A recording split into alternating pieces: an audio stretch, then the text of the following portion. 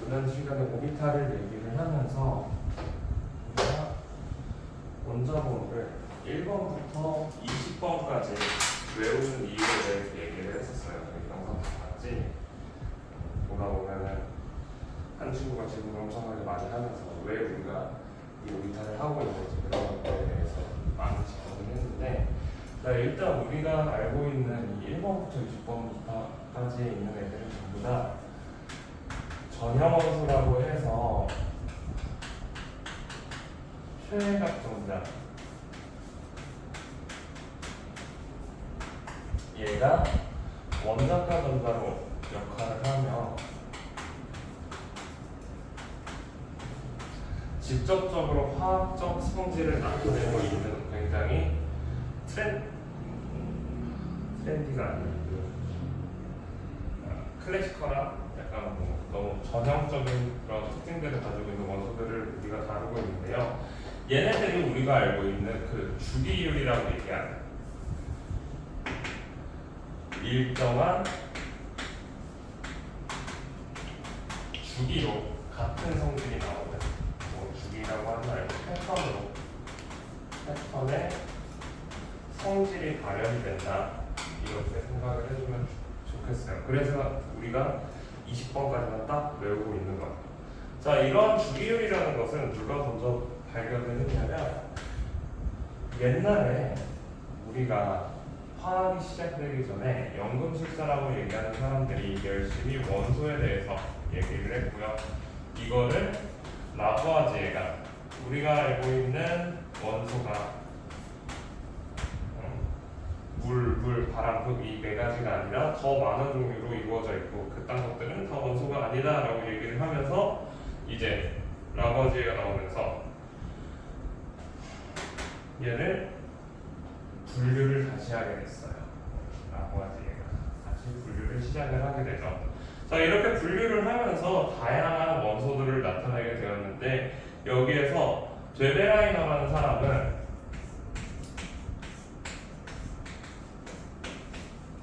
새쌍 원소설을 주장을 하게 돼요. 새쌍 원소설이라고 얘기하면 원자량을 기준으로 얘기를 하고요. A라는 원소랑 B라는 원소를 평균을 내서 원자량을 계산을 했을 때 C라는 애가 존재를 하면은 여기에 있는 A랑 B랑 C는 전부 다 비슷한 성질을 가질 것이다 라고 얘기하는 게 새쌍 원소설이에요. 우리가 알고 있는 리튬, 나트륨, 칼륨에서 리튬이랑 칼륨의 평균 원자량을 평균을 내면 더해서 일어나면 나트륨의 원자량이 나오면서 이러한 새쌍 원소설을 주장을 하게 되고요. 그 다음에 뉴렌즈가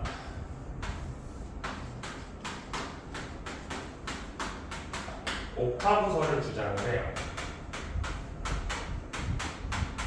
자, 우리 주기율표 오른쪽에 작게 쓰면은 수헬, 미세, 붕한, 진산, 꿀대, 나트륨, 마그네슘, 알루미늄, 중소, 황, 이화,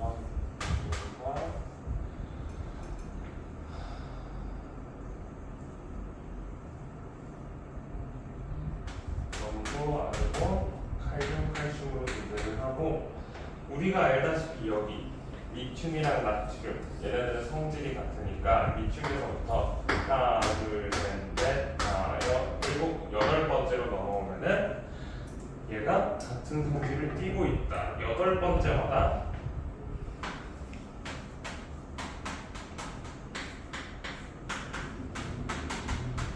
같은 성질이다. 자, 이거 어디서 깨지냐면요,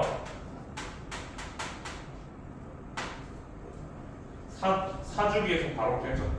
사주기 같은 경우는 우리 여기 13족이랑 2족 사이에 있는 2족에서 3족에서 12족까지 여기에 전이원소들이 존재를 하죠. 얘네들에 의해서 바로 순서가 깨져버리기 때문에 안 돼요. 여 안에는 뭐 철, 구리, 니켈 이런 애들이 들어가 있는데 걔네들 때문에 안 된다고 얘기를 합니다. 자, 그리고 나서 이제 멘델레이프가 나와서 얘를 이제 정리를 해줘요.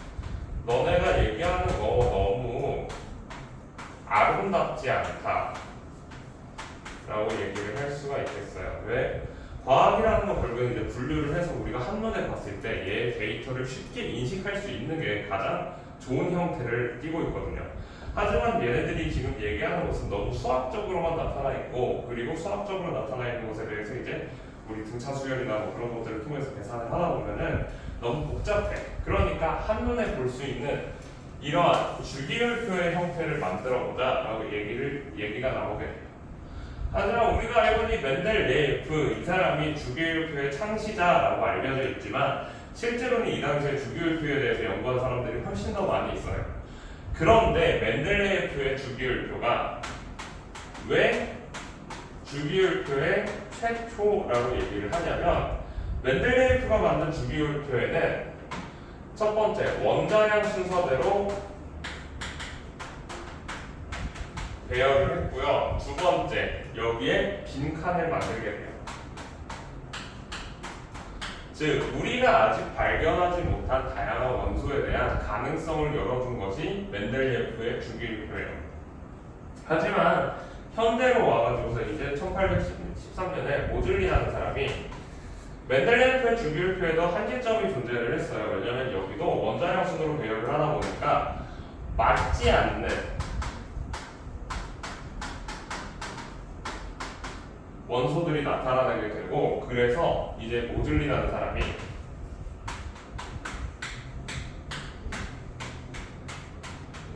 배열을 살짝 두개, 원자량 순이 아니라 원자 번호 순으로 얘기를 하고요. 이 원자 번호가 무엇을 따서 만들었냐? 양성자의 숫자를 따서 만들었다고 얘기해요. 이때 얘는 X선을 가지고 이걸 관찰을 했어요.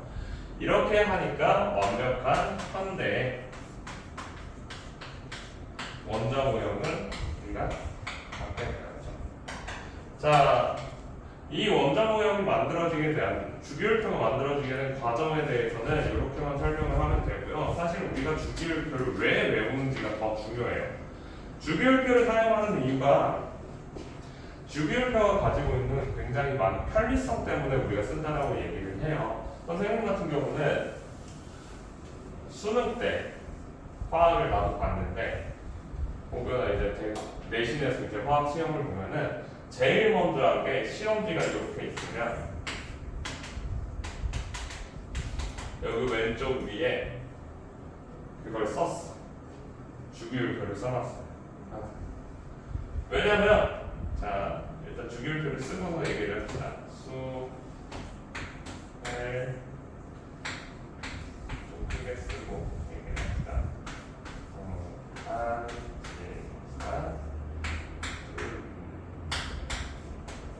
잠깐만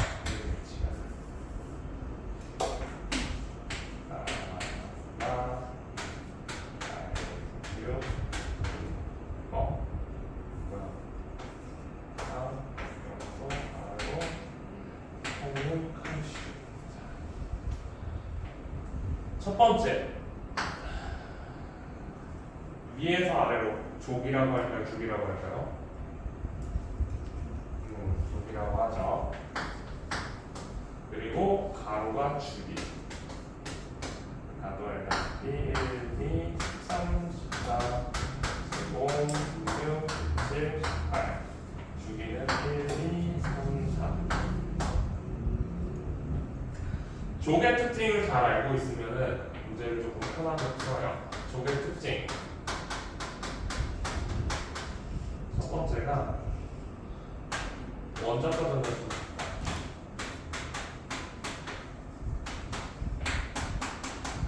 자, 족에서 원자과 전자수는 우리가 1의 자리에 두라고 확인할 수가 있어요. 하나만 빼고 18쪽은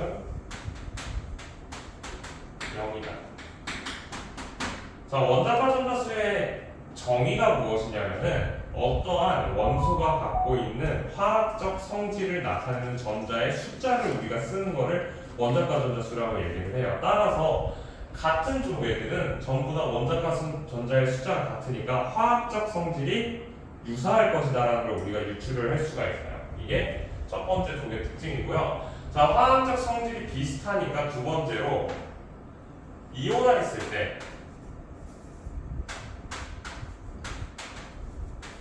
전하량이 같다라는 특징도 가지고 있어요. 자, 1, 2, 13, 15, 16, 17 쪽에 전하량을 쓰면은 플러스 2 플러스 3 플러스 3 마이너스 2 마이너스 마이너스 이런 식으로 쓸 수도 있고. 자, 그리고 하나 더 이온 결합뿐만 아니라 공유 결합. 공유 결합에 결합할 수 있는 횟수도 우리가 전형 원소 안에서 또 같아요. 14, 15, 16, 17 쪽에서 넷, 셋, 둘, 하나 이런 식으로. 그래서 우리가 화학에서 주기율표를 가지고서 일단 종만 가지고서 알 수 있는 게 벌써 세 가지 성질을 우리가 알 수가 있어요. 자, 이거는 전부 다 어디에서 통하냐? 1번부터 20번까지는 얘가 완벽하게 통하기 때문에 우리가 1번부터 20번까지만 잘 외우고 있는 걸 고등학교 되는. 자, 여기에서 반예가 하나 있는데 요 황이라는 애. 화학은 16쪽이니까 공유 결합을 4번밖에 못하겠지만 실제적으로 얘를 결합을 시켜보면은 화학은 이런 결합도 할 수가 있어. 갑자기 뜬금없이 수소랑 7번 결합하고 이런 것들도 나오게 되는데 이거는 고등학교 수준으로 아예 벗어나는 내용이라서 우리가 배우진 않아요. 그래서 그냥 단순하게 요 안에서만 우리가 기억을 하고 있으면 됩니다. 자, 주기는 가면 갈수록 얘네들의 전자 껍질수라고 얘기를 하죠. 자, 첫 번째 주기에 들어갈 수 있는 전자의 개수는 2개. 두 번째는 8개, 8개, 2개, 288, 18개. 이렇게 들어가게 돼서 내가 만약에 16번이 누구야? 황이구나. 황이 갖고 있는 전자 껍질에 전자가 몇 개씩 들어가는지가 궁금하면은 내가 위에서부터 안에서부터 2개, 8개 그리고 2개, 8개 더하니까 10개 그 다음에 그 바깥에 6개를 채우면 돼요. 자, 우리가 원자과 전자수를 세는 방법이 굉장히 다양하게 있는데 예를 들어서 내가 원자번호 15번이라고 하면은 2, 8 그러면은 10개니까 나머지 5개가 나왔다 이렇게 셀 수도 있고요. 아니면은 15번이 15번이면 15번이 15쪽에 있으니까 원자과 전자수는 1자리수에서 5개다 이런 식으로도 우리가 셀 수가 있어요. 자, 그리고 주기율표의 성질 세 번째, 우리가 여기에서 금속과 비금속을 나눌 수가 있어야 돼요. 이렇게 해서 우리가 금속과 비금속을 나누게 되겠죠. 금속과 비금속을 나누는 이유는 뭐냐면 다음 단원으로 넘어가면 이제 공유결합, 이온결합을 할 때 우리가 1학년 때 배웠다시피 이온결합이랑 공유결합을 구별하는 게 이온결합은 금속과 비금속의 결합이라고 하고 공유결합은 비금속과 비금속의 결합이라고 이렇게 얘기를 해요. 그래서 이 사건 때문에 우리가 얘는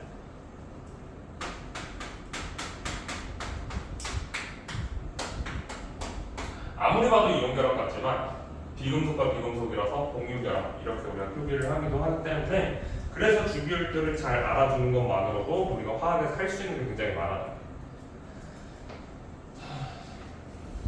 그래서 금속 원소 같은 경우는 전자를 읽고 양이온이 되기 쉽다라고 써놨지만 실제로 우리가 이온화에 대한 전하량에 대해서 저렇게 주기율표의 성질로 알고 있으면은 굳이 금속이 아니라도 저렇게 양이온이 될 수 있다는 것 전부 다 알 수가 있겠죠. 자, 비금속 원소들 같은 경우는 전자를 얻어서 음이온이 되기가 쉽고요. 80페이지 하고 있어요. 열 전도성이나 전기 전도성이 매우 작아요. 산소나 흑연 요거는 빼고서 얘기를 하네요. 자, 그래서 금속 원소랑 비금속 원소 생각을 하면 금속의 특징, 열이랑 전기를 잘 흐르게 한다. 대부분은 고체다. 단 수은 액체. 비금속 원소 얘도 열이나 전기 전도성은 거의 없다. 음이온은 되기가 쉽고요. 대부분 기체 또는 고체, 브로민은 액체 상태로 존재를 한다. 자, 그 뒤에 준금속이라고 나와 있는데 궁소, 규소, 정화린, 비소 얘네들이 이제 준금속이에요. 여기서 제가 표현을 하면은 궁소랑 규소 이런 애들이 있는데 뒤에 가서 분자의 구조에 대해서 얘기를 할 때 BH3라는 애가 나와요. 그런 준금속과 비금속 사이의 결합이라서 얘는 무엇이 되냐면 이것도 공유대라고 우리가 보통 표현을 해요. 이런 걸 얘기를 합니다. 자, 그래서 주기율표는 여기까지만 얘기를 하고 실질적으로 우리가 여기 강원에서 문제로 나오는 건 주기율표가 나오질 않고 유효핵전화나 가려막기 효과, 가리움 효과 그런 것들 그리고 그 뒤에 나오는 이온화 경향성, 이온화 에너지 이것 원자 본질을 이렇게 4가지 정도가 나오기 때문에 주기율표는 일단 그대로 두고 이거에 따라서 바뀌는 것들에 대해 조금 얘기를 할게요. 주기율표는 오늘 계속 쓸 거니까 안 지울 거예요.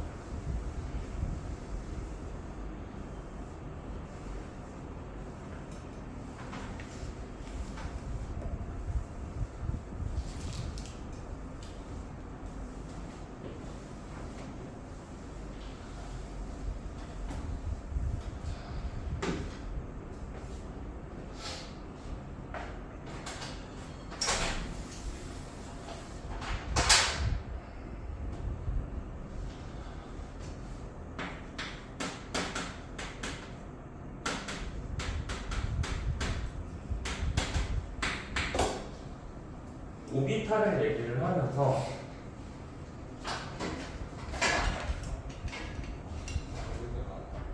수소 같은 경우는 원자 핵에 전자가 하나가 들어가 있고 헬륨 같은 경우는 원자 핵에 전자가 2개 붙어 있기 때문에 여기에서 일어나는 에너지 값의 변화가 차이가 생긴다, 힘의 차이가 생긴다라고 얘기를 했어요. 그때 당시에 지난주에 설명을 하면서 얘는 전자가 하나만 있어서 이 핵이 갖고 있는 힘을 그대로 직접 받을 수가 있고 그리고 다른 전자에 의해서 밀려나가는 힘이 존재하지 않는다 이런 얘기를 했었어. 자, 여기에서 이 전자랑 핵 사이에 잡아당겨지는 요 인력 이것을 우리가 유효핵전화라고 얘기를 할 거예요.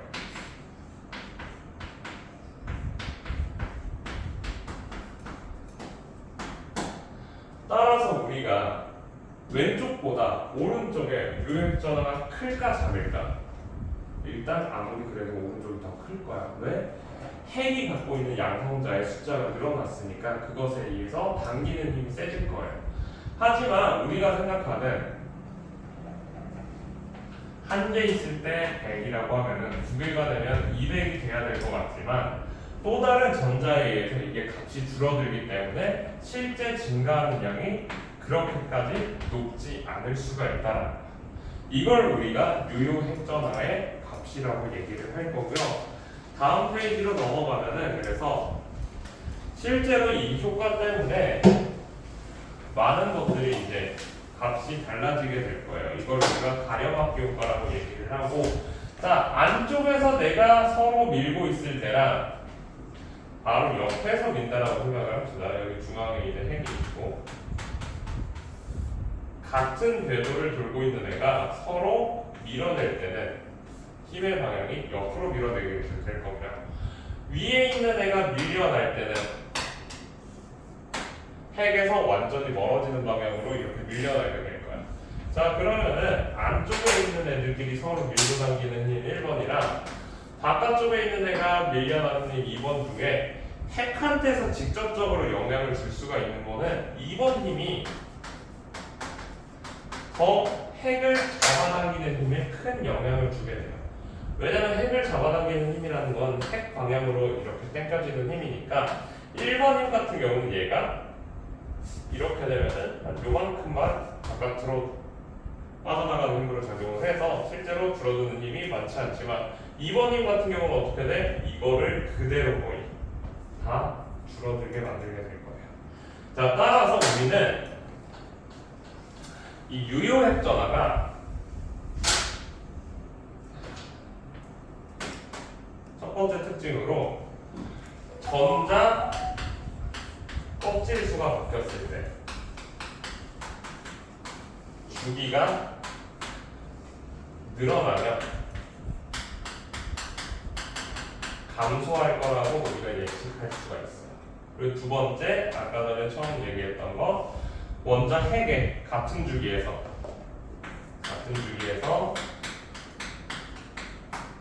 원자 번호, 양성자 수죠.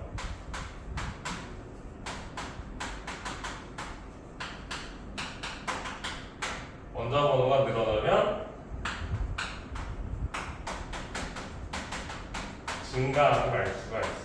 자, 여기 전자값 지수에 따라서 이 감소하는 거는 아까 얘기했던 가량 기울가 말고도 기본적으로 우리가 알고 있는 전기력이라고 하는 것은 멀리 떨어지면 떨어질수록 힘이 줄어들기 때문에 얘가 다음 껍질로 가면 거리가 멀어져서 줄어든다라고도 얘기를 할 수가 있어요. 그래서 실제로 얘에 대해서 그래프를 그려보면은 유효액자나 같은 경우는 1, 2 살짝 줄어들었다가 3, 4, 5, 6, 7, 8, 9, 10까지 해서 또 줄어들었다가 1, 2, 3, 4, 5, 6, 7, 8, 9, 10 해서 18번까지 이렇게 바뀌는 것을 우리가 찾을 수가 있습니다. 그래서 우리가 알아야 되는 건 뭐냐면 오른쪽으로 간다. 유효액자나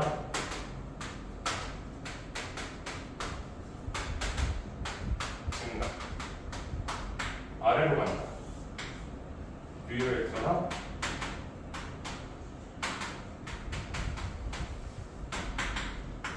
감소한다. 자, 유효액자는 아까부터 계속 얘기하고 있지만 핵이 전자를 잡아당기는 힘이에요. 자, 핵이 전자를 잡아당기는 힘이 점점 세지면 세질수록 어떻게 바뀌냐? 83페이지에 있는 이제 원자 반지름 얘기를 해야 돼. 내가 갖고 있는 원자에 전자를 더 강하게 잡아당겨. 그럼 어떻게 되겠어? 전자가 안으로 끌어당겨지겠죠? 자, 유효핵전화가 크다라는 건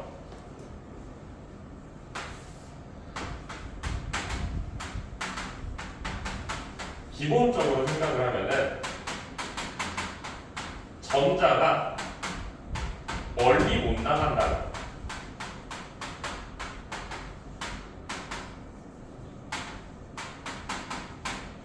자, 전자가 멀리 나가지 못하고 더 가깝게 만들어줘요. 그래서 유효핵전화가 커지면은 원자 반지름이 감소하게 돼요. 잡아당기는 힘이 세지면 세질수록 얘가 갖고 있는 사실 전자 껍질의 숫자 안에서 얘와 얘 사이인 겁니다. 리튬은 두 번째 껍질까지 있고 플루오린이랑 껍질의 숫자는 서로 같아. 근데 이 껍질을 잡아당기는 힘에 대해서 생각을 하면 돼. 왼쪽에 있는 리튬은 플루오린에 비해서 유효핵전화가 작고 플루오린은 유효핵전화가 더 세. 즉 그렇기 때문에 플루오린이 이 껍질을 당기는 힘이 더 강해져서 얘가 리튬보다 크기가 작게 돼요. 마치 우리가 알고 있는 그래프 중에 요 그래프 뭐죠? x분의 1에 대한 그래프처럼 이런 형태를 띄게 돼요. 자, 그리고 나서 다른 껍질로 넘어가면은 여기에다가 포장지를 하나 더 씌웠다라고 생각을 하면 돼요. 여기 두고 나트륨으로 가면은 이제 껍질이 3개가 되다 보니까 기본적으로 크기가 더 커져. 그래서 10번인 네온을 지나서 11번인 나트륨으로 넘어가면은 순식간에 크기가 커졌다가 다시 감소를 하고 이러한 경향성이 반복되고 있어요. 이게 원자 반지름의 특징이에요. 따라서 같은 쪽에서 주기가 늘어나면 늘어날수록 껍질이 한 겹씩 더 쌓여가니까 크기가 커지고요. 오른쪽으로 가면 갈수록 이제 잡아당기는 힘이 세지니까 얘 크기가 줄어든다, 압축이 된다 이렇게 생각을 하시면 될 것 같아요. 그래서 그 다음에 이온 반지름.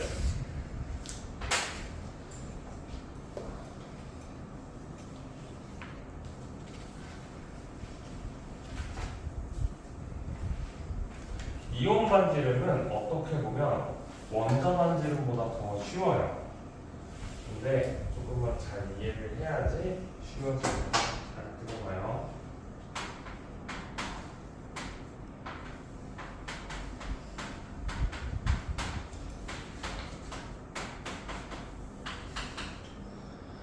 자,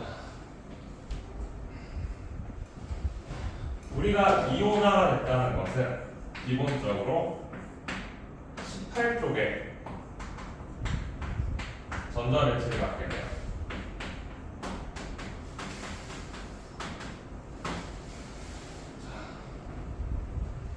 나트륨이랑 플로린을 같이 볼게요. 이번에 나트륨의 경우 원래는 가장 바깥 하나, 두 개 가득 차 있고 그 밖에 전자가 하나 있는 상태에서 이온화가 되니까 전자 하나를 잃게 돼서 두 번째 껍질까지 가득 찬 상태가 될 거고요. 얘는 원자 번호가 11번. 플로린 같은 경우는 첫 번째 껍질 가득 차 있고 두 번째 껍질에 전자가 하나, 둘, 셋, 넷, 다섯, 여섯, 7개 존재를 해서 외부에서 전자를 하나 얻어올 거예요. 이렇게 해서 마이너스. 자, 우리가 여기에서 아까부터 계속 유효역전화를 얘기를 하면서 핵이 갖고 있는 양성자의 숫자에 주목을 하고 있어요. 얘가 많으면 많을수록 잡아당기는 힘이 세다 이렇게 얘기를 하고 있어서 나트륨 같은 경우는 양성자의 숫자가 11개, 플로린은 9개가 있고요. 둘 다 이온화 됐기 때문에 전자의 숫자가 10개, 10개로 같아요. 자, 그렇다면은 기본적으로 양성자라고 얘기를 하는 얘네들은 원래 있던 원자의 크기보다는 어떻게 돼? 줄어들게 되겠죠. 껍질이 하나 벗겨졌으니까. 양이온들은 크기가 감소해요. 음이온들은 원래 9개 있다가 9개, 10개로 바뀌면서 핵이 갖고 있는 힘을 더 분산되게 돼요. 전자가 많아지니까. 학교에서 선생님이 이제 학생들을 가르치는데 한 반에 선생님이 동아리 활동에서 한 5명 정도를 컨트롤을 하다가 노점의 이후로 동아리 하나 없어지면서 15명으로 늘었다라고 생각을 하면은 더 관리가 안 되잖아요. 통제도 안 되고. 그래서 여기서도 마찬가지로 원래 9명만 있다가 10명으로 늘어났다 보니까 통제가 안 돼서 얘네들이 더 멀리까지 나가게 되는 거예요. 그래서 얘는 음이온들은 크기가 증가하는 경향성을 가지게 돼요. 자, 그러면 이제 얘네 둘의 크기에 대해서 좀 얘기를 할 건데 당연히 나트륨은 갖고 있는 당기는 힘이 플로린보다 더 많으니까 나트륨이 크기가 상대적으로 더 작게 돼요. 이것은 우리가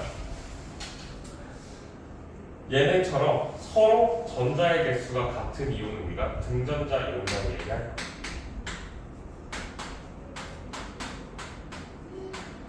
자, 그래서 이온 반지름에 대해서 얘기를 할 때 우리가 제일 신경을 써야 되는 거는 양이온은 작아진다. 음이온은 커진다고. 그리고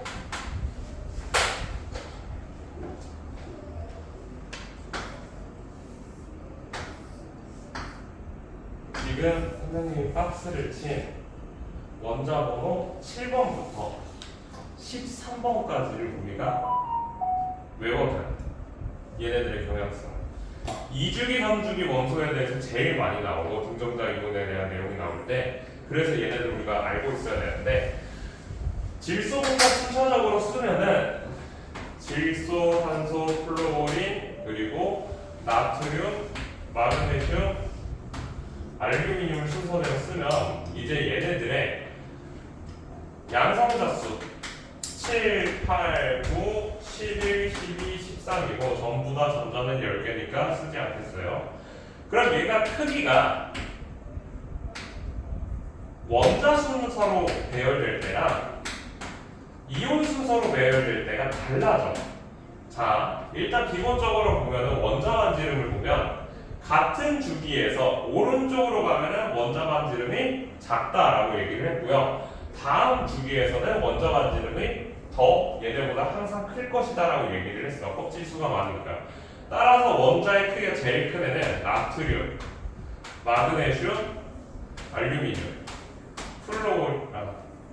질소, 산소, 플로리는 순이 되지만 등전자 이온에서 이온의 반지름은 좀 달라져. 여기서는 그냥 오른쪽으로 갈수록 당기는 힘이 세지다 보니까 크기가 알루미늄이 제일 작고 질소가 제일 큰 상태가 되겠죠. 그래서 요거를 잘 기억을 해 주셔야지 뒤에 나오는 문제를 좀 풀 수가 있어요.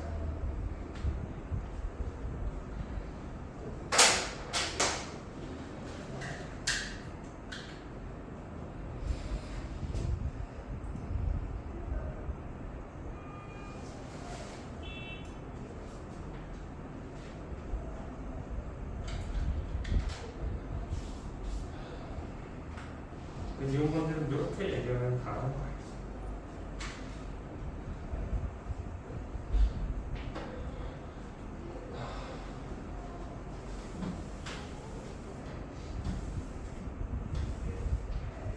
이제 이번 단어는 제일 어려운 걸 얘기를 할 거야. 유효했던 얘기를 하고 마지막에 이온화 에너지를 얘기를 할 건데 요거는 오비탈이랑 관련이 깊어서 조금 이해가 안 갈 거야. 그런데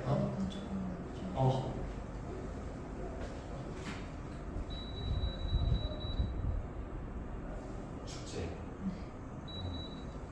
18도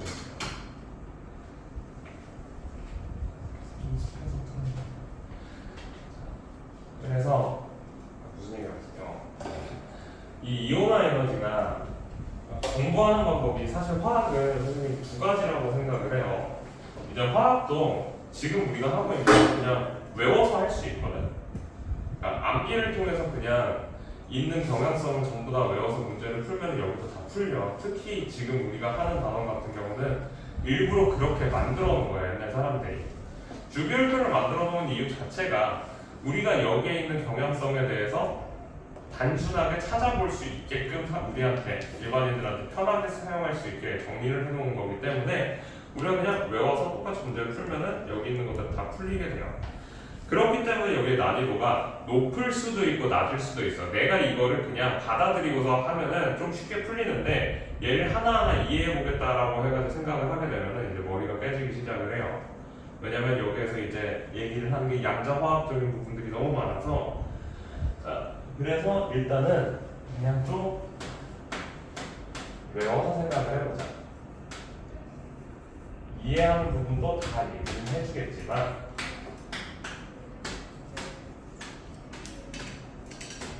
이해가 안 된다고 포기하지 말고 일단 외워서 갖다 부딪혀보면 돼요. 자, 이온화 에너지라는 것은요, 어떤 기체 상태의 원자에 1몰에 전자를 1몰을 떼어내는데 필요한 에너지를 얘기를 해요. 별로 정의는 중요하지 않아. 자, 무엇을 얘기를 하는 거냐면 결국에는 각각의 원자에서 전자를 한 개씩 떼어내면 된다라는 얘기야. 그러니까 전자 한 개 떼어내는데 필요한 에너지를 우리가 이온화 에너지라고 얘기를 합니다. 자, 그러면 얘네들을 떼어낼 때 어떤 것들이 쉽게 떼어지고 얘네들의 떼어지는 값들에 대한 변화에 대해서 얘기를 할 건데, 자, 일단 첫 번째 우리가 생각을 해야 되는 건 유효액전화예요.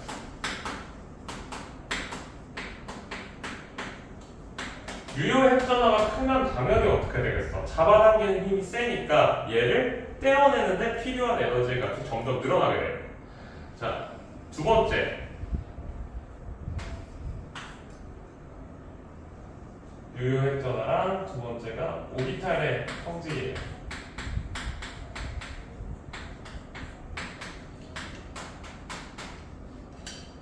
자, S오비탈보다 P오비탈이 갖게 되는 에너지 값이 훨씬 커. 즉 얘가 더 불안정하다는 얘기예요.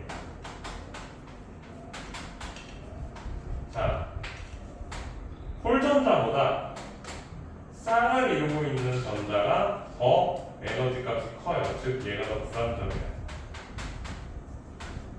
그래서 요 두 가지에 대해서 이해를 해야지 이 그래프를 이해할 수가 있어요. 자, 기본적으로 수소랑 헬륨 같은 1번, 2번 애들 같은 경우는 당연히 유효핵전화의 유효핵전화의 영향이 더 크기 때문에 증가하게 되고요. 그리고 나서 3번, 4번 올라가면서 증가를 하고 5번으로 넘어가면 이제 S오비탈에서 P오비탈로 넘어가다 보니까 에너지 값이 더 높아져서 불안정해서 살짝 떨어지게 돼요. 그리고 6, 7, 8까지는 5, 6, 7까지 다시 증가를 하고 8번에서 다시 P오비탈이 7번까지는 단일로 존재를 하다가 8번으로 넘어가면서 이제 전자 쌍을 이뤄서 조금 더 불안정해지면서 감소하게 돼요. 그리고 9번, 10번 그래서 이런 식으로 우리가 표시를 합니다. 자, 이거를 각각의 오비탈을 항상 그려보면서 우리가 여기서 찾을 수는 없으니까 일반적으로 어떻게 하냐면은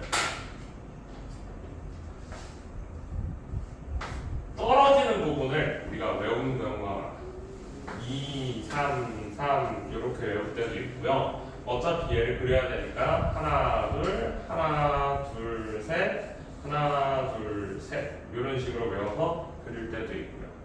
자, 여기서 우리가 얘네들을 중심으로 봐야 되는 이유가 뭐냐면 문제에서 나올 때 얘네들 가지고 자꾸 귀찮게 무엇이랑 섞어서 귀찮게 하냐면 요거랑 아까 얘기했던 유효핵전화랑 섞어서 예를 들어 이런 문제가 있어요. A랑 B랑 C라는 애는 연속된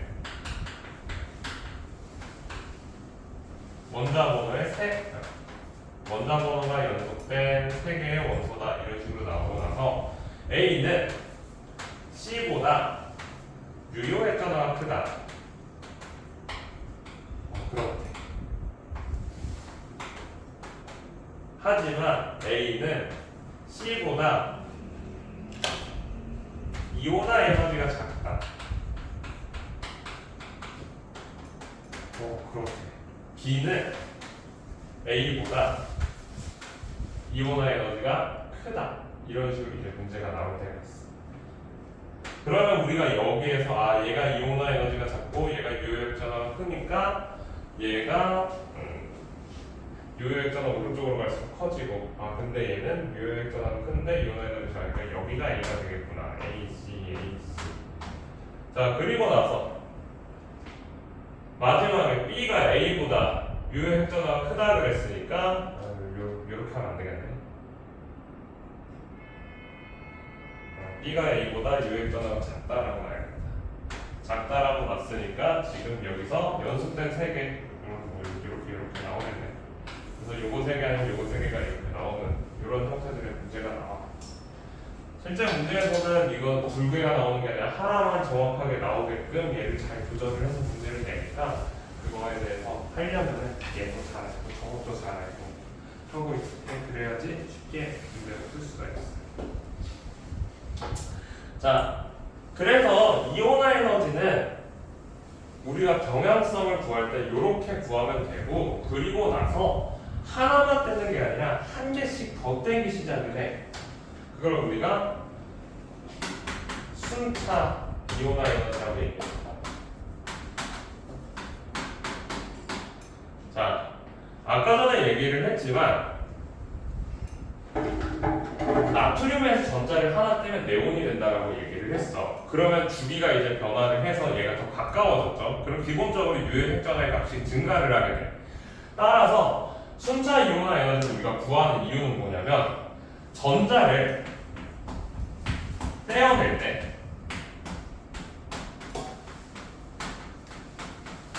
에너지가 급증하는 경우가 생겨요. 이 시점을 우리가 주기에 변화가 생긴 시점이라고 생각을 하면 돼요.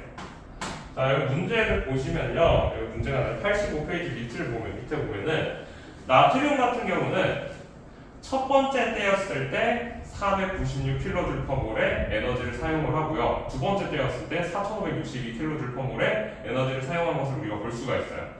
따라서 이거를 보면서 얘는 두 번째 갑자기 급증했으니까 두 번째 이전 주기가 변화가 생겼구나. 따라서 하나 떼는 게 얘가 갖고 있는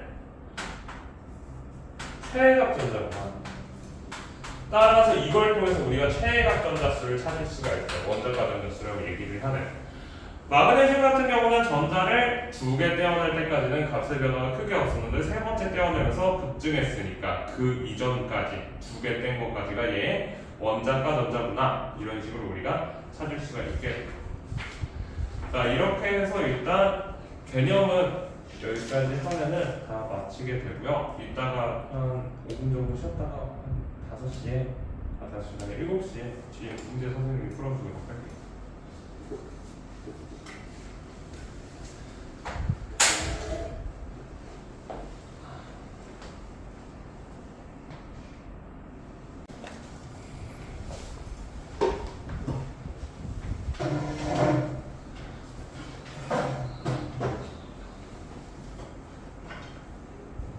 눈을 못 뜨는구나. 눈이 시뻘건데? 잘 보이지? 1번부터 좀 순서대로 차근차근 풀어줄 거니까 잘 들어봐요. 자, 그림은 주기율표의 일부를 나타냈고요. W에서 G에까지의 설명으로 옳은 것을 고르라고 나와 있네요. 자, 원자 반지름 해가지고 우리 아까 전에 선생님이 얘기를 했지. 우리한테 계속해서 물어볼 거라고. 얘네들의 순서가 어떻게 되고 누가 크고 누가 작은지에 대해서 물어본다고 했으니까 우리가 제일 먼저 생각을 해야 되는 건 항상 유효액 변화를 기준으로 누가 힘이 강한지를 기억을 해야 된다 그랬어. 힘이 강하면 어떻게 된다? 크기가 작아진다. 그래서 오른쪽으로 갈수록 유효액 변화가 커지는 거였고요. 아래로 갈수록 유효액 변화가 커지는 거였으니까 원자 반지름은 W랑 X를 비교하면 오른쪽이 더 작아야겠죠. 따라서 왼쪽이 큰 기억 맞고요. 제1 이온화 에너지는 X가 가장 크다. 이온화 에너지 다시 하나 둘 반칸 내리고 하나 둘 셋 반칸 내리고 하나 둘 셋 그려보면요 1, 2, 13, 14, 15, 16, 17, 18쪽 이렇게 되겠네요. 그러니까 18쪽인 Y가 제일 이온화 에너지가 크다라고 봐야겠죠. 왜? Z 같은 경우는 여기에서 이제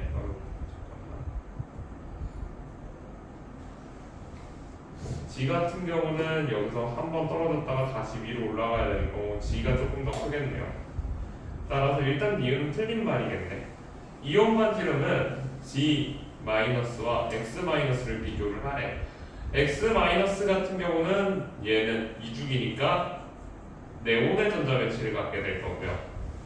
G 같은 경우는 아르곤의 전자 배치를 갖게 될 거예요. 따라서 아르곤의 전자 배치를 갖는 G는 전자 껍질의 숫자가 하나 더 많으니까 크기가 더 크겠죠. 따라서 디귿 맞는 말이에요. 그래서 기억 디귿에서 3번 이렇게 얘기하겠네요.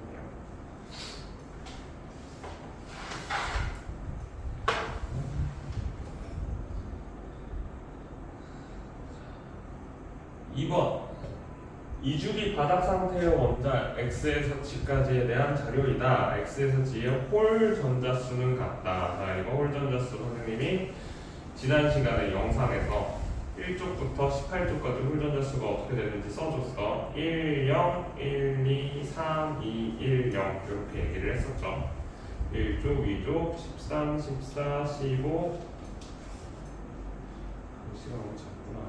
1, 2, 13, 14, 15, 16, 17, 18쪽까지 해서 1, 0, 1, 2, 3, 2, 3, 2, 1, 0 이렇게 만들어진다 그랬죠. 따라서 홀전자수가 3개가 같으려면 홀전자수 1, 1, 1 요거밖에 없어요. 1쪽, 13쪽, 17쪽 원자라는 얘기고요. 원자과 전자수는 x가 y보다 많다라고 돼 있고 제1 이온화 에너지는 g가 가장 적다라고 나와 있으니까 제1 이온화 에너지면 여기 1쪽이겠죠. 제1 이온화 에너지 다시 그려보면 하나, 둘, 하나, 둘, 하나, 둘, 둘, 하나, 둘, 셋, 잠깐 또 내리고 하나, 둘, 셋 이렇게 되니까 1쪽이랑 13쪽 그리고 17쪽 써보면은 G가 제일 작겠네요. G는 그래서 1. 자, X, Y 비교하라 그랬으니까 원자과 전자수 누가 더 많아? 얘네 둘 중에 하나가 X고 Y니까 X가 원자과 전자수가 많다고 했으니 17쪽이 X, 13쪽이 Y 이렇게 쓸 수가 있겠네요. 요거를 하나하나 찾아가는 게 이게 여기 다원에서 나온 문제들이라서 우리가 알아야 하는 개념들에 대해서 확실하게 이렇게 쓸 수 있어야지 우리가 문제 풀 수가 있어요. 이걸 할 줄 알면은 문제 푸는 거는 정말 쉬운데 할 줄 모르면은 아예 풀 수가 없는 게 조금 단점이에요. 앞에서 우리 1단원 할 때는 그냥 어떻게든 때려 박아가지고서 최대한 찾으면 무언가라도 찾을 수가 있었는데 여기는 그게 아예 안 돼. 그래서 조금 생각을 해야 돼. 그리고 나서 이렇게 찾고 나서 기억, 니은, 디귿에서 한 번 더 물어봐. 원자과 전자가 느끼는 유효 핵전하의 크기를 계산을 하래. Y랑 G 얘네 전부 다 같은 주기에 있는 애들이잖아. 따라서 크기가 크면 클수록 유효 핵전하가 세니까 그러니까 원자 번호가 크면 클수록 세니까 G보다 Y가 유효 핵전하가 센 거 맞고요. 그리고 나서 원자 반지름은 유효 핵전하가 세면 셀수록 크기가 작아지니까 X가 가장 오른편에 있고 주기율표상에서 Y는 그보다 왼쪽에 있으니 받는 유효 핵전의 크기가 작아서 크기가 더 크겠네. 제2 이온화 에너지를 계산을 하래. G는 하나를 떼어내고 나면은 얘가 헬륨의 전자 배치로 바뀌게 돼요. 즉 얘의 무엇이 바뀌었다? 주기가 바뀐 거야. 주기가 줄어들고 나면은 아까 전에 이온화 에너지의 특성상 그 이전 주기로 넘어가면 에너지 값이 확 증가한다 그랬으니까 G가 갖고 있는 이온화 에너지의 값이 가장 커요. 그래서 답이 5번 이렇게 되겠네요. 이런 것까지도 생각을 좀 하셔야 됩니다.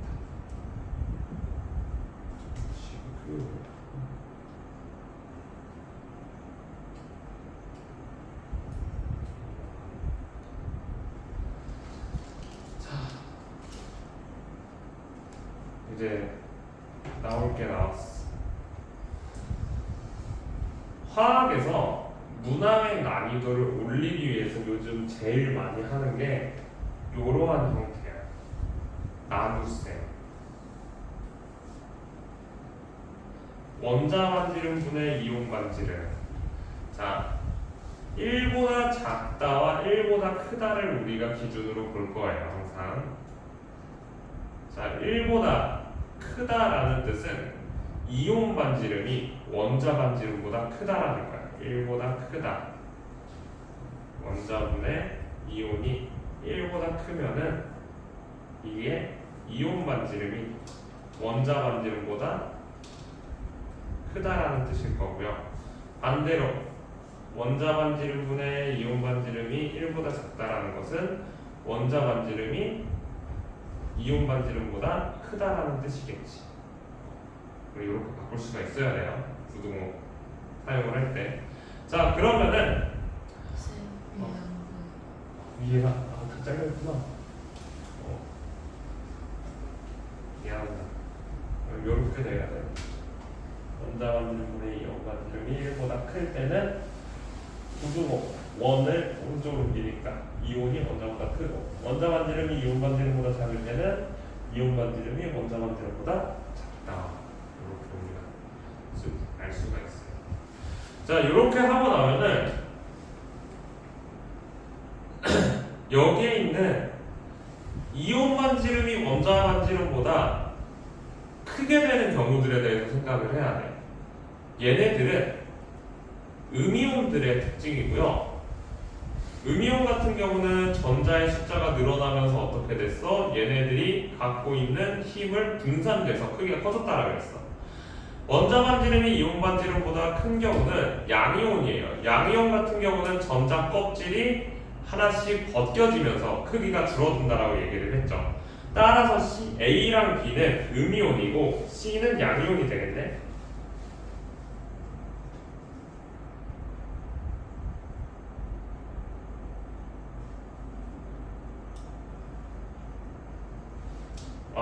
이제 A랑 B가 양이온이고 C가 음이온이 되겠죠. 이게 원자분의 이온이 1보다 작으니까 얘네들이 양이온이죠.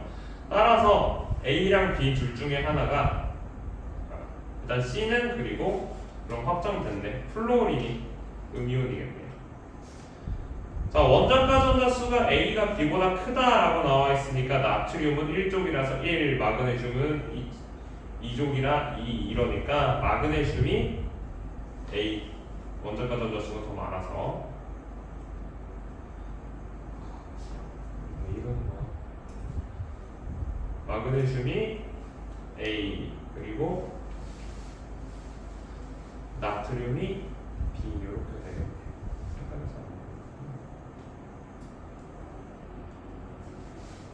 마그네슘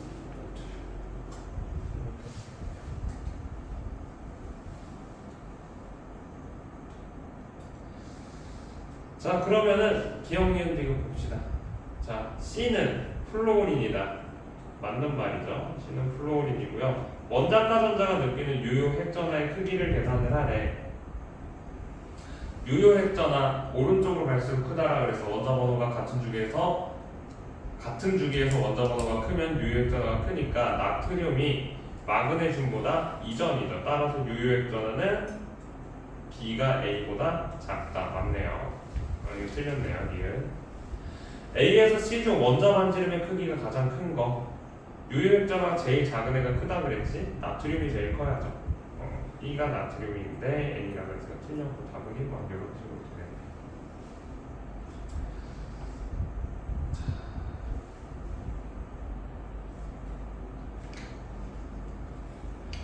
4번은 홀 전자 수가 1이 바닥 상태 2, 3 주기 원자들이 같은 주기에서 원자 번호가 증가할 때 이온화 에너지의 값을 우리가 확인을 하자. 자, 아까 전에 얘기했지? 요거 1, 2, 13, 14, 15, 16, 17, 18의 홀 전자수는 1, 0, 1, 2, 3, 2, 1, 0 이렇게 된다고 얘기를 했어요. 따라서 이번에도 3개를 측정을 했으니까 홀 전자수가 1이 되니까 얘네들을 얘기를 하는 거겠지. 1쪽, 13쪽, 17쪽에. 자, 제1 이온화 에너지가 어떻게 될까? 우리 증가한다라고 봐야겠죠. 자, 왜 증가한다라고 봐야 되냐면 우리 이거 이온화 에너지 경향성을 쓰면은 1, 2, 13, 14, 15, 16, 17, 18 따라서 우리가 보고 싶은 것만 체크하면은 1, 13, 17 즉 전부 다 값이 어떻게 되고 있어요? 증가하는 값으로 우리가 볼 수가 있어요. 증가한다. 자, X 두 번째라고 나와 있네. 근데 제1 이온화 에너지가 크다 작다? 커 작아. 같은 쪽에서 얘가 작으니까 주기는 이전 주기이기 때문에 2주기 원자로 봐야겠죠. 그러면 얘 13번 이렇게 봐야겠죠. 3주기, 3주기이기 때문에 증가 13 이렇게 봐야겠죠. 자, 이거 앞에 이거 잠깐 보면은 이온화 에너지 경향성 같은 경우는 주기가 늘어나면 늘어날수록 감소하는 경향이 있어요. 그래서 여기 4번에 이 그래프에서도 짙은 점 애들이 옅은 점보다 값이 작은 이유가 얘가 주기가 더 멀리 있기 때문에 이온화 에너지의 값이 더 작다 이렇게 생각을 하시면 될 것 같아요.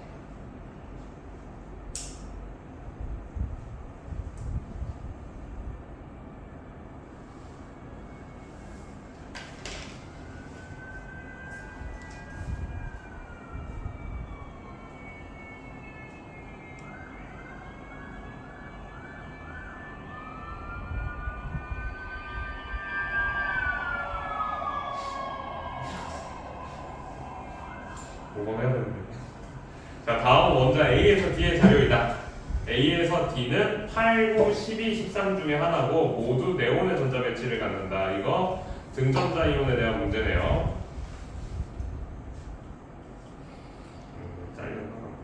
등전자 이온에 대한 문제예요. 자, 원자 반지름을 계산을 합시다. A가 가장 작대. 자, 8, 9, 12, 13 중에 원자 반지름이 제일 작은 애가 누군지 찾아보자. 아까 전에 원자 반지름 순서는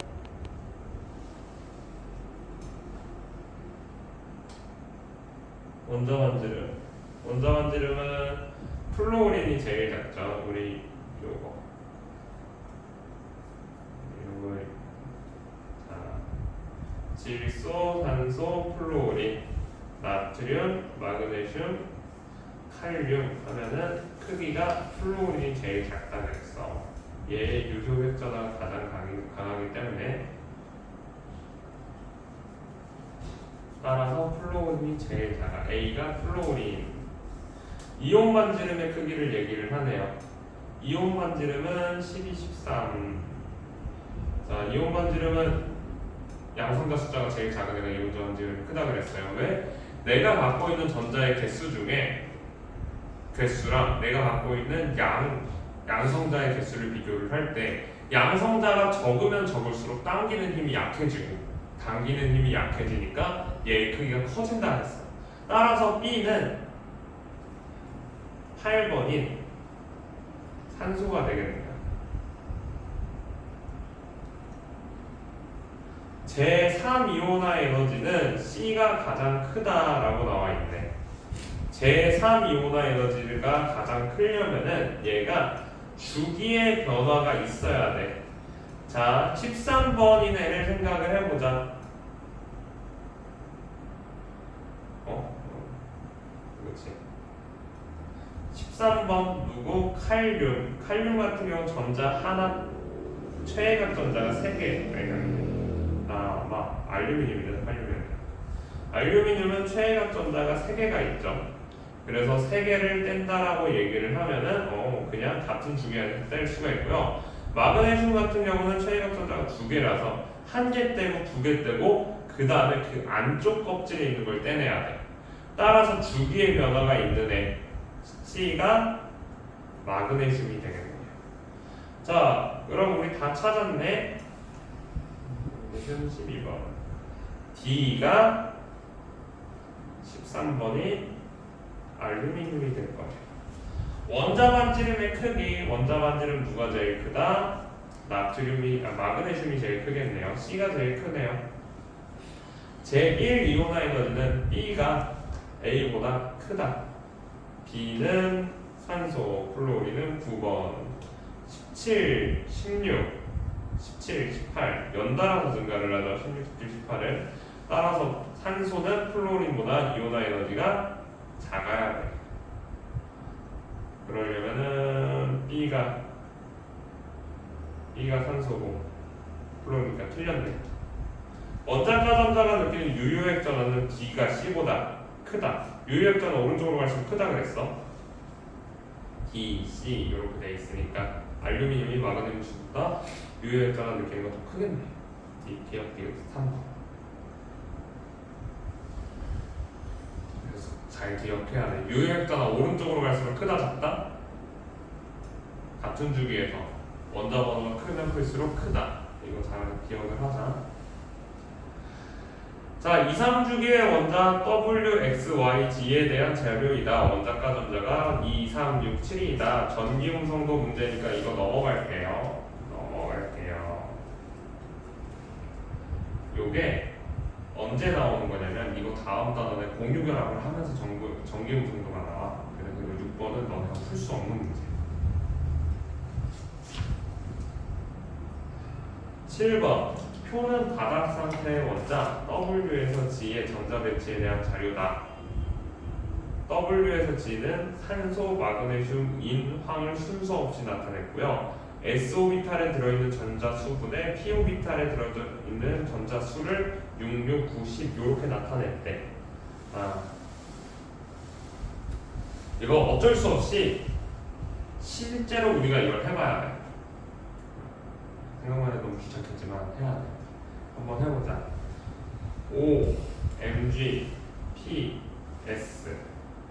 자, 우리가 사용을 해야 되는 오비탈은 1s, 2s, 3p, 2p, 3s, 3p 이렇게 될 거니까 넣을 수 있는 거 2개, 2개, 6개, 2개, 6개 이렇게 기억을 하고 있죠. 자, 그럼 산소 원자 번호 몇 번? 8번. 따라서 S오비탈 2개, 2개, P오비탈 4개 이렇게 넣으면 되겠네. 따라서 S오비탈, P오비탈 4개, 4개. 마그네슘 원자 번호 몇 번? 마그네슘 몇 번이? 12번? 12번. 총 2개, 2개, 6개, 2개 이렇게 넣으면 되겠네. 6개, 6개 이렇게 해보는 거예요. P, 인 원자 번호 15번. 2개, 2개, 6개, 2개, 3개. S오비탈 6개, P오비탈 9개. S는 S오비탈 6개, P오비탈 10개 이렇게 되겠네. P 다음에 인 다음에 황이니까. 자, 이렇게 보면 이제 찾을 수가 있어. 얘네 상대값이 6, 6, 9, 10이라고 나와있지. 자, S분의 P를 했을 때 얘는 6분의 9, 얘는 6분의 10, 얘는 6분의 6, 얘는 4분의 4인데 이 4분의 4를 우리가 상대값이니까 그냥 1은 6분의 6이라고도 쓸 수가 있겠죠. 따라서 Y, G 다 찾았어. 인, 황이에요. W랑 X만 구분을 하면 되겠네. 산소랑 마그네슘 중에 제1 이온화 에너지가 큰 애가 누굴까? 제1 이온화 에너지가 크려면은 유효 핵전화가 커야 돼. 산소가 마그네슘보다 유효 핵전화가 더 크겠죠. 그렇죠? 따라서 X는 산소,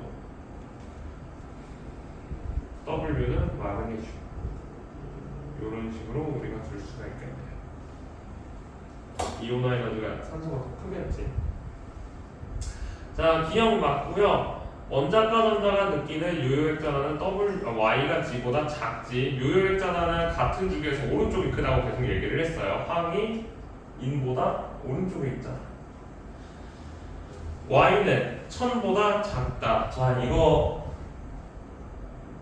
주의를 좀 해야 돼. 이제 우리가 진짜로 할 게 나왔어. 하나, 둘, 셋, 하나, 둘, 셋에서 이제 우리한테 헷갈리게 만드는 게 나와. 2는 원자번호 몇 번? 몇 쪽? 15쪽. 황은 16쪽. 따라서 2이 황보다 값이 더 커. 그러니까 제1 이온화 에너지가 황이 더 커야 되니까 Y는 1000보다 큰 값이 나와야겠죠. 답이 1번이야. 요거를 헷갈리지 않고 잘 하는가가 정말 중요해.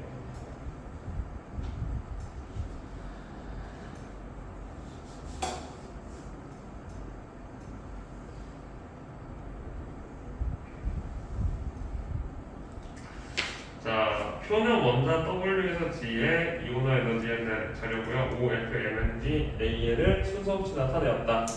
자, 이온화 에너지 경향성에 따라서 우리가 그려보면은 15가 아니라 17, 16, 17, 18 하고 쭉 줄어들어야 돼. 그리고 1, 2, 그리고 반. 자, 이거 그린 이유가 뭐냐면은 산소, 플루오린, 그리고 나서 마그네슘, 알루미늄이 이런 형태로 우리가 이온화 에너지가 나타날 거야. 따라서 이온화 에너지가 제일 작은 애가 누구야? 알루미늄이고요. 그 다음이 마그네슘. 제일 이온화 에너지 제일 큰 게 플루오린.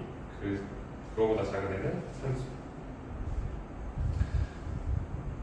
자, 두 번째. 제2 이온화 에너지 구하는 방법이 정말 중요해. 자, 이거 제2 이온화 에너지라고 얘기를 하면은 얘네들을 한 칸씩 왼쪽으로 이동시킨다라고 생각을 하면 돼요. 무슨 얘기냐? 자, 한번 그려볼게요.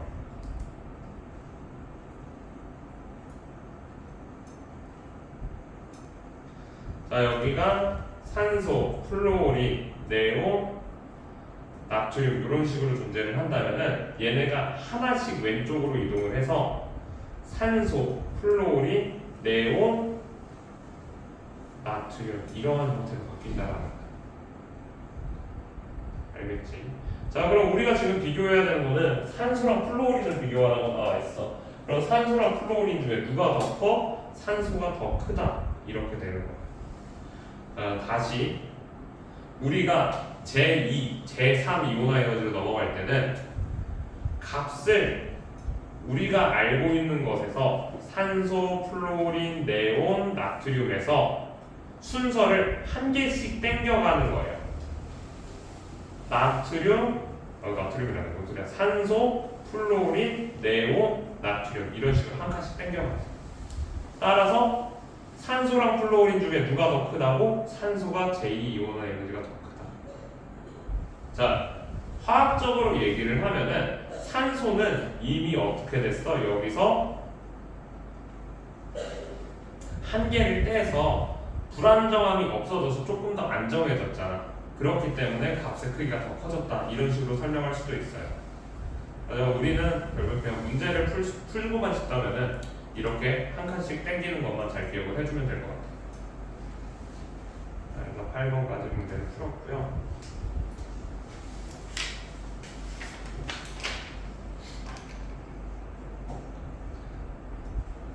이번엔 9번.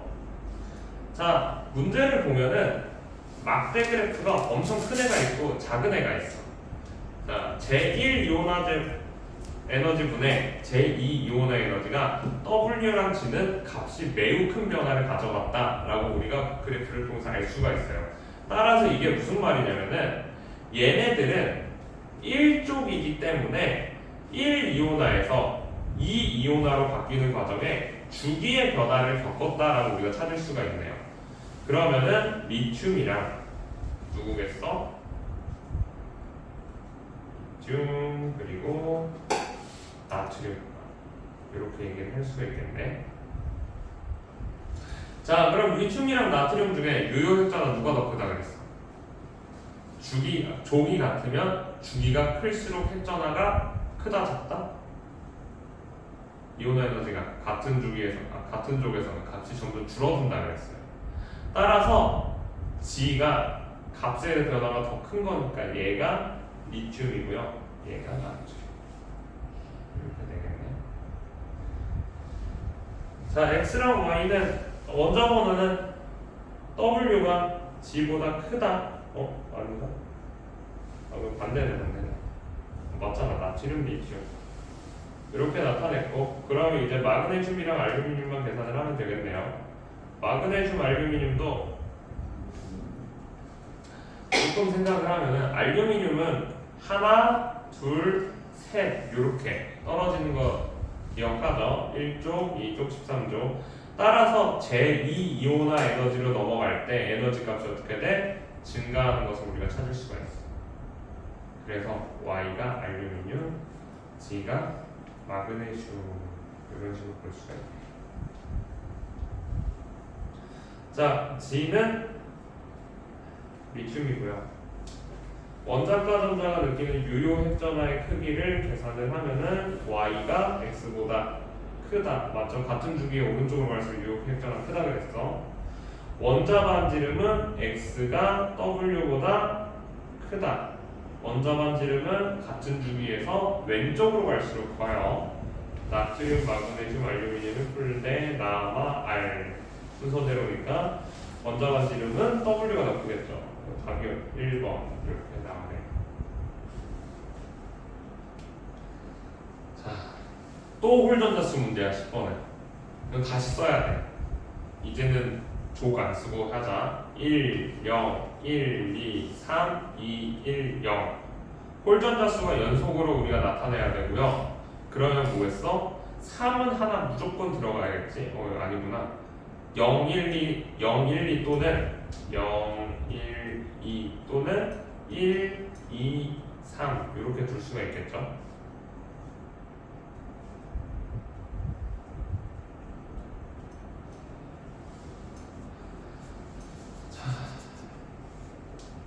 원자과 전자의 수는 x, y, g다. 그러면은 여기서 0, 1, 2라고 가정을 했을 때 2조, 13조 이렇게 해도 되겠네. 0, 1, 2 그치? 그리고 0, 1, 2 이렇게 해도 되겠고 1, 2, 3이면은 1, 2, 3 1, 2, 3 이렇게 경우의 수가 한 4가지 정도 되겠네. 왜 이렇게 많아? 18쪽을 제외했고 이렇게 들어가야 돼. 자,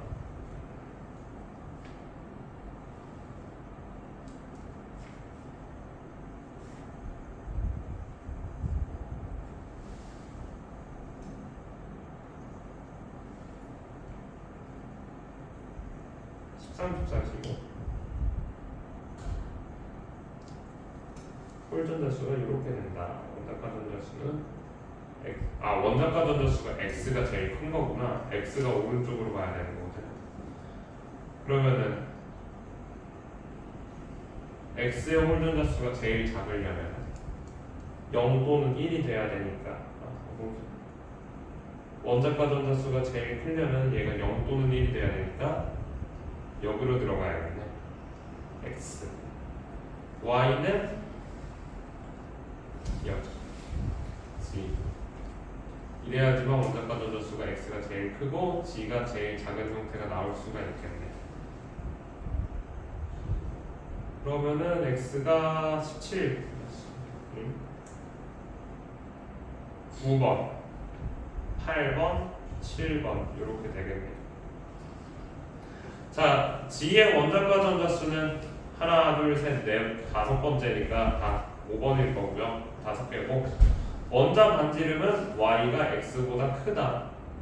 왼쪽으로 갈수록 커진다 그랬죠. 유효액전화가 왼쪽으로 갈수록 작아지니까 제2 이온화 에너지의 값은 y가 가장 크다. 자, 이거 하나 둘 셋 하나 둘 셋 1조 2조 13 14 15 16 17 18인데 우리가 원하는 건 지금 15 16 17이지. 그리고 제2라 그랬으니까 한 칸씩 땡기라 그랬어. 15 16 17 따라서 16인 y가 제일 크다. 맞네요. 니은 닉은 5번 한 칸씩 땡기는 거 이해 안 가니? 이해했어? 한 번만 다시. 자, 일단 첫 번째 이거 그리는 것까지는 해야 돼. 그리고 나서 우리가 원하는 게 몇 쪽이야 지금? 15쪽, 16쪽, 17쪽 얘네들이잖아. 그럼 걔네들 써. 15, 16, 17이라고 써. 그리고 쓰고 나서 한 칸씩 땡기라고. 15, 16, 17 제2가 되면 이렇게 땡겨진다. 그럼 16이 제일 크다. 이런 식으로 구하시는 거야. 왼쪽으로 한 칸씩 땡겨야 돼. 오른쪽으로 땡기면 이제 답이 없어.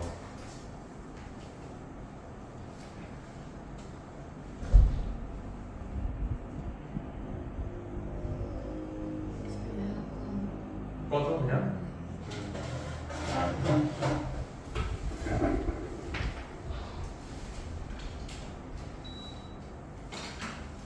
내가 10개 있고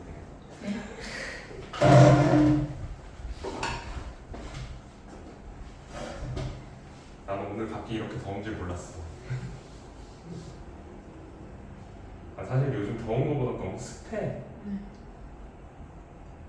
집에서 이제 어제랑 그저께 자는데 베개에 이렇게 베고서 이제 사람이 누워 있잖아. 그러면은 베개가 점점 축축해져 그냥. 기분이 나빠. 그래서 자다가 이걸 베개를 한번 선생님은 침대에 베개가 2개가 있거든. 뒤집어서 자다 보면 또 이제 그 습기를 먹어서 축축해져. 그 베개를 갖다 던지고 다른 베개를 봐서 또 배. 근데 이제 사람이 있으면은 더 이제 습기가 빨리 차니까 사람 몸에다 막 땀도 나고 열도 있으니까 하나 문제는 나는 내 집에 에어컨이 없어.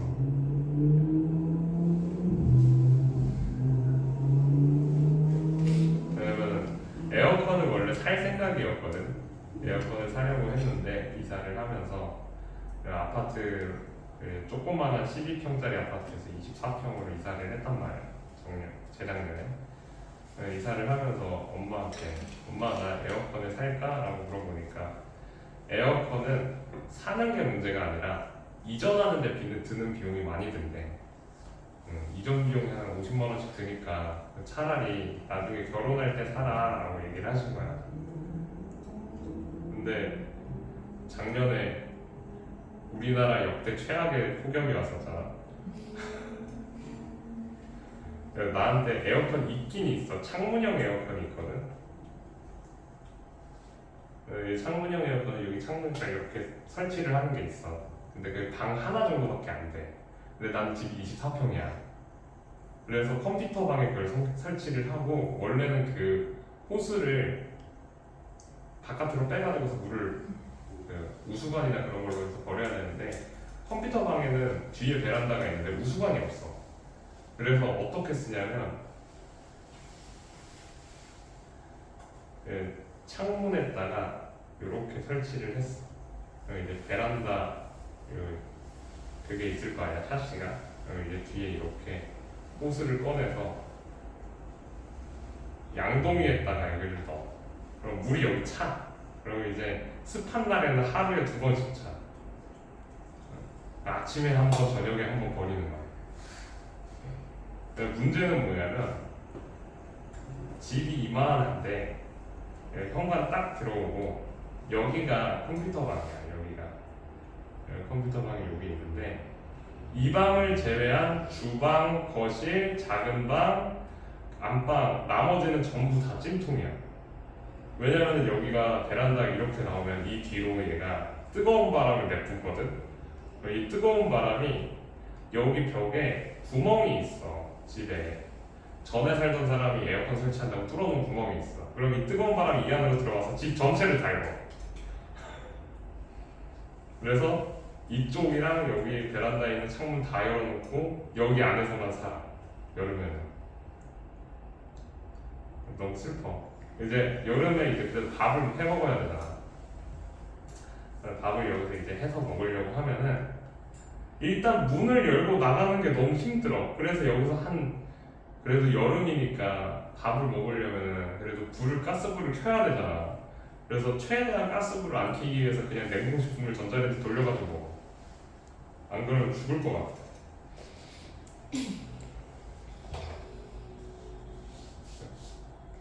다행인 건 내가 더위를 그렇게 많이 타진 않아. 지금 요즘도 이러고 다니는 거 보면은 느껴지잖아. 사람이 어떻게 저러고 다니지? 자, 11번. 자, 다음은 바닥 상태의 원자 A에서 E에 대한 자료고요. A에서 E는 모두 또 네온의 전자배치를 갖는다. 여기 써있네. 이렇게 홀전자수는 A가 B보다 크다. 또 홀전자수라네 이 자식들. 자, 홀전자수 이제 써볼까? 산소 원자 몇 쪽? 16쪽. 16쪽이면은 홀전자수가 2개, 1개, 플로린 1개, 나트륨 1개, 마그네슘 0개, 알루미늄 1개. 나중에는 너네도 열심히 외우다 보면 이렇게 쓸 수 있어. 자, 제1 이온화 에너지는 EgC다. 제1 이온화 에너지를 다시 한번 써보자. 그러면은 산소, 플로린, 네온, 그 다음에 나트륨, 마그네슘, 알루미늄 이렇게 되겠네요. 산풀,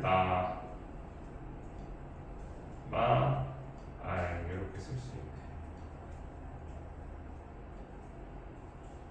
EgC 순이다. 홀전자수는 A가 B보다 크고. 자, 원자 반지름이랑 이온 반지름 중에 하나래. 기억과 니은은 뭐 2개가 지금 둘은 음이온이고 둘은 양이온이잖아. 그럼 둘은 음이온이니까 얘가 음이온이고 얘가 양이온이 돼야겠죠. 자, 음이온은 원자 반지름이 이온 반지름보다 크다, 작다? 음이온은 원자 반지름이 이온 반지름보다 작아요.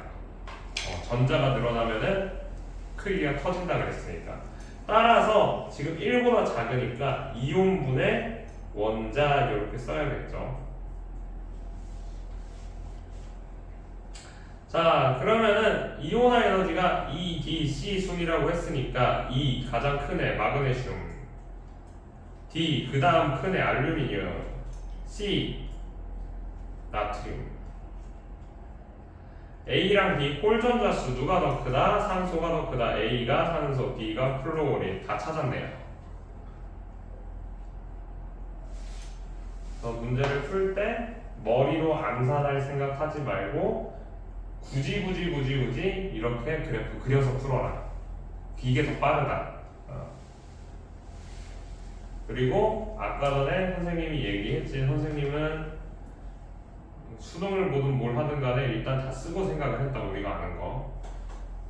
자, 그래서 기억력 이거 다시 보면은 A는 산소 맞고요. 원자과 전자가 느끼는 유효핵전하의 크기를 계산을 하래. 유효핵전하의 크기 마그네슘이 뭐 누구? 알루미늄보다 작지. 유효핵전하는 알루미늄이 제일 크니까 오른쪽 끝에 있잖아. 얘가.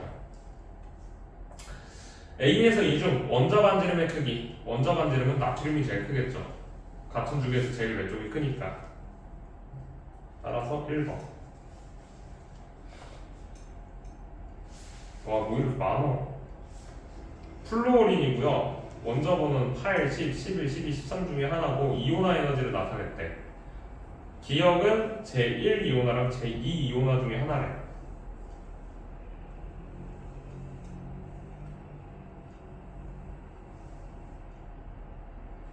자,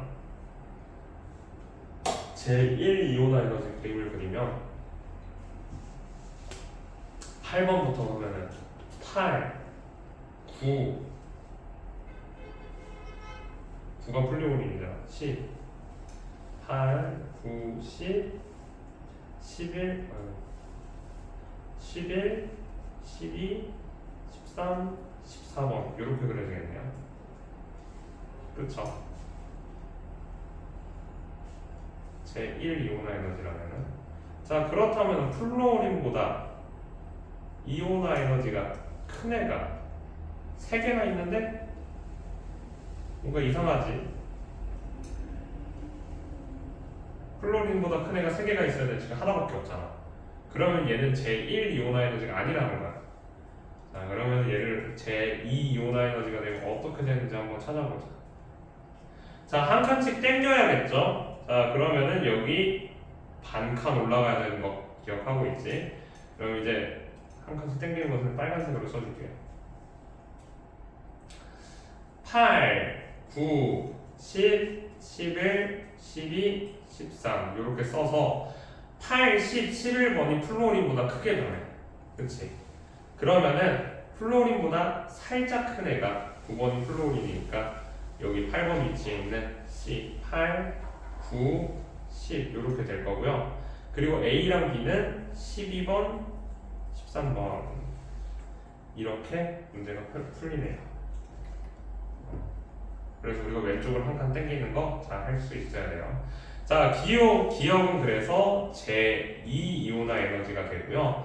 원자과 전자가 느끼는 유효핵전하의 크기를 구하래. 유효핵전하 12번, 13번은 누가 더 크다? 오른쪽으로 갈수록 크다 했으니까 B가 더 큰 거 맞고요. 원자 반지름은 C랑 E를 비교를 하네요. C는 8번, E는 10번이잖아. 자, 원자 반지름은 왼쪽으로 갈수록 오른쪽으로 갈수록 작아진다. 따라서 C가 더 커진다. 주기율표상에서 오른쪽으로 갈수록 커진다, 작아진다 그랬으니까 답은 5번 이렇게 풀리네요. 그래서 오늘은 요거까지만 딱 할 건데, 그래서 해보니까 어때? 우리 1단원보다는 그래도 할만해요. 1단원이 더 쉬웠니? 무서워요? 원래 그래. 네, 여기는 근데 지금 선생님이 이거 2점짜리 문제 푸는 동안에 썼던 게 홀전자수, 이온화 에너지, 이거 경향성 그리는 거, 그치? 그리고 요거 원자 반지름분의 이온 반지름이 1보다 작다 크다로 우리가 구하는 거. 이거 말고 무언가 엄청나게 새로운 것들이 나오진 않아. 유형이 엄청나게 반복이 돼. 3점짜리로 넘어가도 똑같아. 그렇기 때문에 걱정할 필요가 없어. 풀다 보면 이거는 새로운 것들이 없어서 결국에는 다 풀려요. 연습을 하시면 돼요. 그래서 10분 쉬었다가 생명과학 하도록 할게요.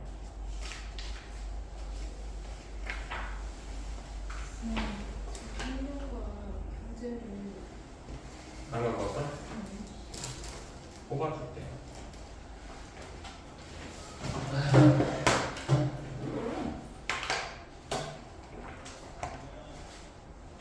내거 뽑을 거를 가.